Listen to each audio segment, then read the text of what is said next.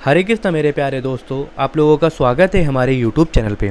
आज हम बात करेंगे एक बहुत ज़्यादा इम्पोर्टेंट टॉपिक पे, सॉइल इन इंडिया, मतलब भारत में मिट्टियों के ऊपर बात करेंगे। ये बहुत ही ज़्यादा आपके जितने भी आने वाले एग्ज़ाम है, जैसे यूपीएसआई, लेखपाल और अन्य सरकारी राज्य के जितने भी एग्ज़ाम होंगे उनमें पूछा जा सकता है। चलते हैं सॉइल इन इंडिया में। मिट्टी के अध्ययन के विज्ञान को मृदा विज्ञान या पेडोलॉजी कहा जाता है। भारतीय कृषि अनुसंधान परिषद ने भारत की मिट्टी को 8 वर्गों में बांटा है। वो कौन कौन सी हैं? एलुवियल सॉइल है, मतलब जलोढ़ मिट्टी; रेड सॉइल, लाल मिट्टी; ब्लैक सॉइल, काली मिट्टी; लेटराइट सॉइल, मतलब लेटराइट मिट्टी; फॉरेस्ट या फिर माउंटेन सॉइल, मतलब वनीय मिट्टी; एल्कलाइन, मतलब क्षारीय मिट्टी; डेजर्ट सॉइल, ये मतलब मरुस्थलीय मिट्टी; पीट्स, मतलब पीट में या फिर जैव मिट्टी कहा जाता है। तो 8 ये हैं, भारतीय अनुसंधान ने कहा है। जलोढ़ मिट्टी के ऊपर चलते हैं। पहले हम जलोढ़ मिट्टी जो होती है वो नदियों द्वारा लाई जाती है, एक जगह इकट्ठा हो जाती है, उनको हम क्या कहते हैं? जलोढ़ मिट्टी कहा जाता है। ये भारत के लगभग 22% क्षेत्रफल में पाई जाती है और ये जो जलोढ़ मिट्टी होती है उर्वरता के दृष्टिकोण से काफ़ी अच्छी मानी जाती है। ये मुख्य 3 नदियों से लाई जाती है, जैसे सिंधु नदी हो गई, गंगा नदी हो गई और ब्रह्मपुत्र नदी हो गई। इनके बहुत अच्छे स्रोत हैं ये मिट्टी के। कौन कौन है? सिंधु नदी, गंगा नदी और ब्रह्मपुत्र। ये मिट्टी में पोटास की मात्रा अच्छी होती है, लेकिन नाइट्रोजन, फॉस्फोरस और ह्यूमस की कमी पाई जाती है। मैं आपको एक बहुत अच्छा टॉपिक नोट बताना चाह रहा हूँ कि जितनी भी मिट्टी होती है उन सभी में ह्यूमस की कमी पाई जाती है। ठीक है। एलुवियल सॉइल में धान, गेहूँ, मक्का, तिलहन आदि फसलें उगाई जाती हैं। और एलुवियल सॉइल को, मतलब जलोढ़ मिट्टी को 2 भागों में बांटा गया, एक बांगर होती है और एक खादर होती है। तो बांगर जो होती है वो पुरानी मिट्टी कही जाती है, पुरानी जलोढ़ मिट्टी होती है। और ऐसे भी याद कर सकते हैं, बंगार वाला आया तो मतलब बंगार से बांगर बना, तो इस तरह से पुरानी मिट्टी हो गई और नई मिट्टी आपकी हो गई खादर हो गई। ठीक है। आगे चलते हैं, हम रेड सॉइल की बात करते हैं, लाल मिट्टी की बात करते हैं। लाल मिट्टी का निर्माण जलवायु परिवर्तन की वजह से चट्टानों के टूट फूट से बनती है ये मिट्टी। इस मिट्टी में सिलिका और आयरन, याद रखिएगा, सिलिका और आयरन की प्रचुर मात्रा पाई जाती है। इसी आयरन ऑक्साइड के कारण ये मिट्टी लाल रंग की दिखाई देती है।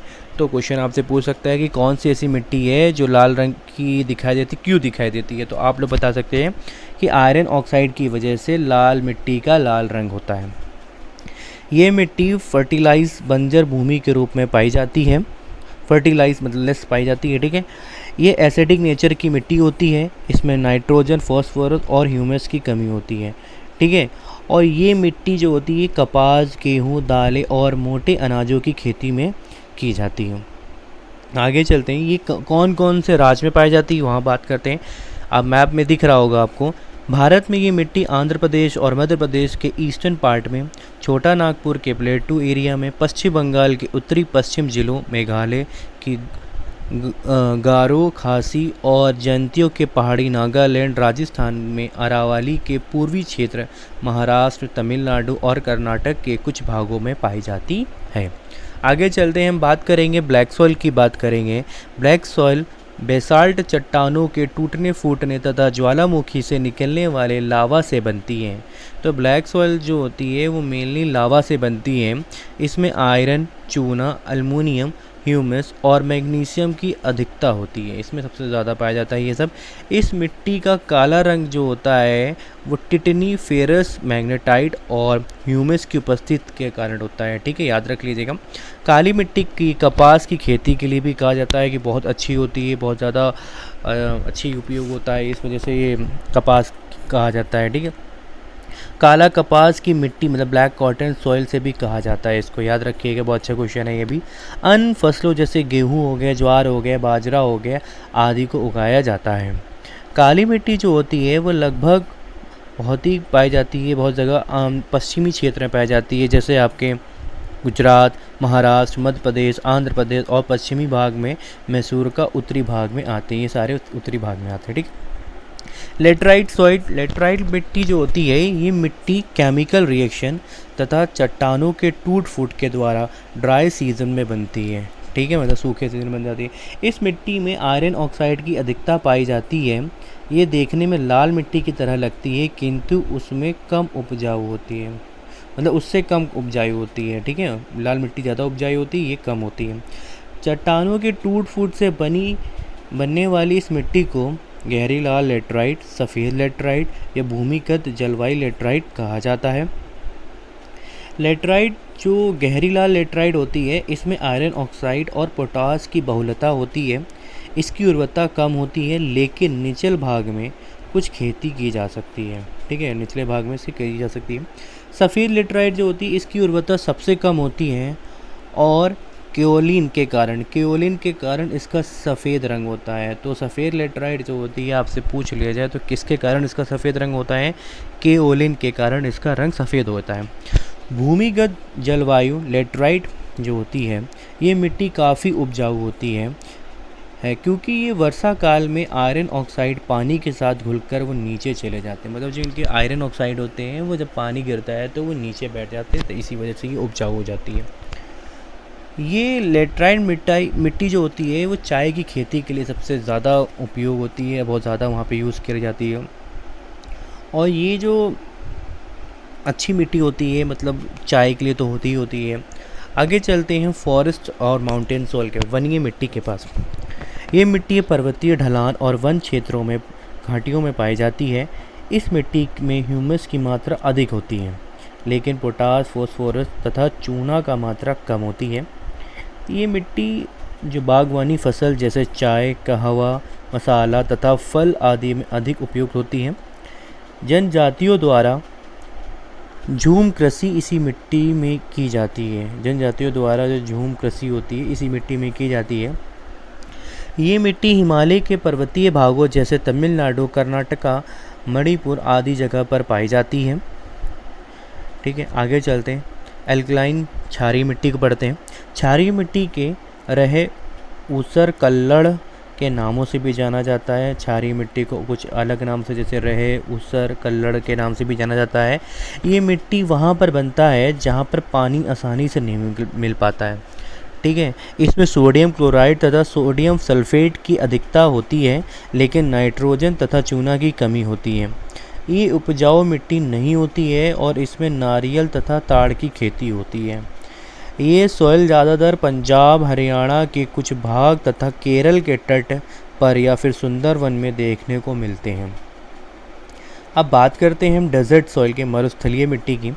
डेजर्ट सॉइल मतलब जो होती है वो हाई टेम्परेचर, क्योंकि डेजर्ट में बहुत ज़्यादा टेम्परेचर हाई होता है के वजह से वहाँ पर बनती है मिट्टी। चट्टान के टूटने से छोटे छोटे जो सॉइल्स बनते हैं, इन्हीं को हम लोग क्या कहते हैं? डेजर्ट सॉइल कहते हैं। यह बलुई मिट्टी होती है जिसमें लोहा तथा फॉस्फोरस पर्याप्त मात्रा में पाया जाता है, जबकि नाइट्रोजन और ह्यूमस कम मात्रा में पाया जाता है। इस मिट्टी में सिंचाई के सहारे गेहूं, गन्ना, कपास, ज्वार, बाजरा उगाए जाते हैं। जहां सिंचाई की सुविधा नहीं है, वहां ये भूमि बंजर पाई जाती है। ठीक है, अब आखिरी पढ़ते हैं हम लोग।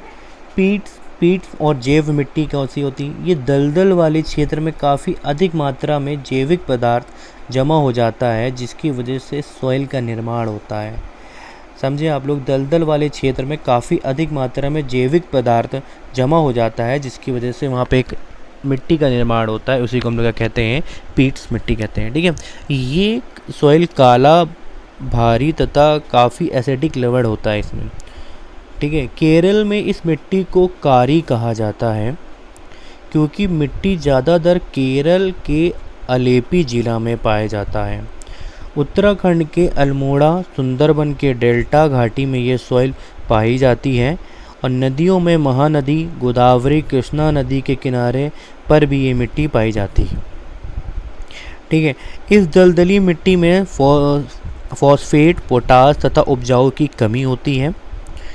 तो ये रहे आपके सारे जितने भी 8 जो हमें मिट्टियाँ पढ़नी थी, उनके सारे क्वेश्चन और कुछ महत्वपूर्ण इनके जितने भी इनकी इम्पॉर्टेंट टॉपिक्स थे, इन पे जो जितने भी क्वेश्चन बन सकते थे वो सारे मैंने कवर कर दिए। कुछ मैंने क्वेश्चन लिए, उनको आप लोग ज़रूर याद कर लीजिए। ठीक है, चलते हैं क्वेश्चन के ऊपर। नाइट्रोजन की कमी पूरा करने के लिए किस उर्वरक का पूरा काम किया जाता है? तो यूरिया डाला जाता है, याद रखिएगा। लेटराइट मिट्टी में किसकी बहुलता होती है? तो लेटराइट मिट्टी में आयरन और सिलिका की बहुलता होती है। ठीक है। किस मिट्टी में चूना मिलाकर उसकी उर्वरता बढ़ाई जा सकती है? तो लाल मिट्टी में चूना मिलाकर इसकी उर्वरता बढ़ाई जा सकती है। चाय की खेती के लिए कौन सी मिट्टी सबसे ज़्यादा उपयुक्त मानी जाती है? तो आप लोगों को याद होना चाहिए, जो चाय की जो होती है वो लेटराइट मिट्टी के लिए है। ठीक है। लेटराइट मिट्टी में क्या होता है? चाय की खेती की जाती है अच्छे से। कपास की खेती के लिए कौन सी मिट्टी उपयुक्त होती है? तो काली मिट्टी है। आपको पता होना चाहिए कपास की मिट्टी, जो कपास की खेती के लिए कौन सी होती है? काली मिट्टी होती है। किस मिट्टी को रेंगुर मिट्टी के नाम से जाना जाता है? तो काली मिट्टी को रेगू मिट्टी के नाम से जाना जाता है। लाल मिट्टी में किन फसलों की खेती की जाती है? कपास, गेहूँ, दालें और मोटी अनाजें होती हैं। लाल मिट्टी का रंग लाल क्यों होता है? मैंने आपको बताया था, आयरन ऑक्साइड की वजह से होता है, लौह ऑक्साइड की उपस्थिति के कारण होता है। जलोढ़ मिट्टी में किसकी मात्रा सबसे अधिक होती है?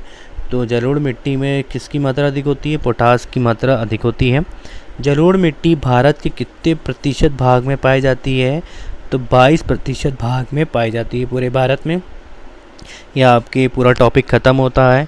आप लोगों को वीडियो अच्छी लगी हो तो प्लीज़ लाइक करें, चैनल को सब्सक्राइब करें, शेयर करना ना भूलें। धन्यवाद।